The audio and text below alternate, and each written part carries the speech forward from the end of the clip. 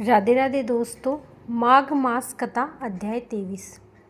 लोमेश ऋषि कहने लगे कि जिस पिशाच को देवदूती ने मुक्त किया वह पहले द्रविड़ नगर में चित्र नाम वाला राजा था।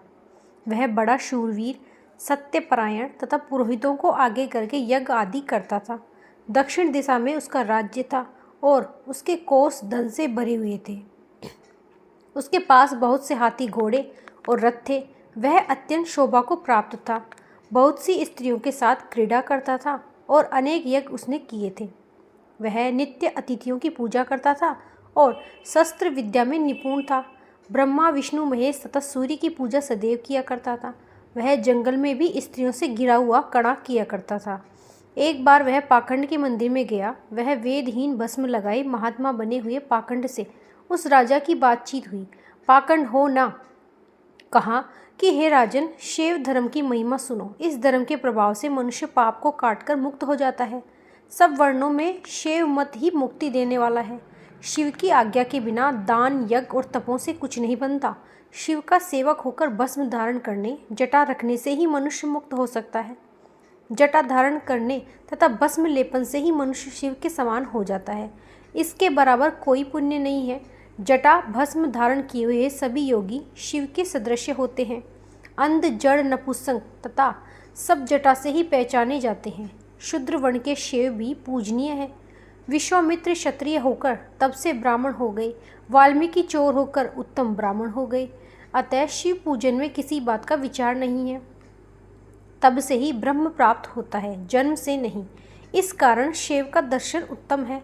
तब शिव के सिवाय दूसरा देवता पूजा न करे। शिव तपस्वी को विष्णु का त्याग करना चाहिए। विष्णु की मूर्ति का पूजन नहीं करना चाहिए। विष्णु के दर्शन से शिव का द्रोह उत्पन्न होता है और शिव के द्रोह से रोका दिन नरक मिलते हैं। इसी से भवसागर से पार होने के लिए विष्णु का नाम भी नहीं लेना चाहिए।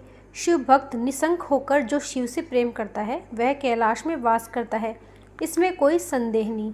इस धर्म का पालन करने वाले का कभी नाश नहीं होता। इस पाखंडी के ऐसे वचन सुनकर राजा ने मोह में आकर उनका धर्म ग्रहण कर लिया और वैदिक धर्म को त्याग दिया। वह श्रुति, स्मृति और ब्राह्मणों की निंदा करने लगा। उसने अपने घर के अग्निहोत्र को बुझा दिया और धर्म के कार्य बंद कर दिए। विष्णु की निंदा और वैष्णव से द्वेष करने लगा। बोलो, कहाँ है विष्णु? कहाँ देखा जाता है? कहाँ रहता है? किसने देखा है? और जो लोग इसका भजन करते हैं उनको दुख देता है। पाखंड हो का मत ग्रहण कर राजा वेद, वैदिक धर्म, व्रत, दान और दान को ही नहीं मानता था। अन्याय से दंड देता। वह कामी राजा सदा स्त्रियों के समूह से घिरा रहता और क्रोध से भरा रहता। गुरु तथा पुरोहितों के वचन को नहीं मानता था।